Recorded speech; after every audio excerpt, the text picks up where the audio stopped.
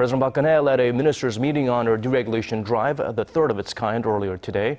Identifying regulatory reforms as a key component of her economic policies, she called for a greater effort to revamp Korea's regulatory system. We turn to our Choi Yu-sun for more. President Park Geun-hye says the government is planning to focus on ensuring the public and businesses are satisfied with our deregulation drive. 우리가 규제에 묶여 있는 동안 다른 경쟁국들은 발빠르게 움직이고 있습니다. 이제 우리도 경제 회복과 청년 일자리 창출을 위해서 보다 과감한 규제 개혁에 나서야 하겠습니다. The president took note of efforts to address the most pressing deregulatory tasks and better gauge the public's concerns.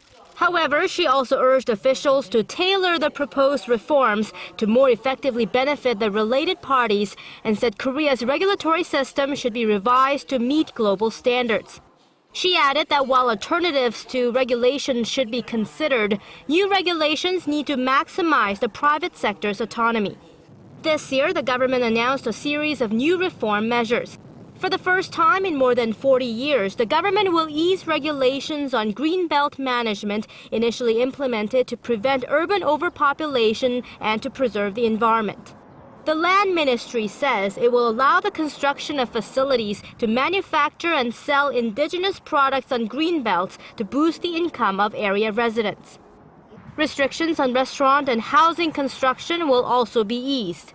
Officials say the deregulatory actions will focus on reducing inconveniences for residents while striking a balance between development and preserving the environment.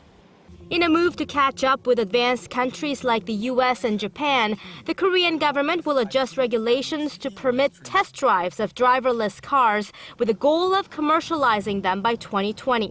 The government also plans to offer greater support in the areas of infrastructure and technological development.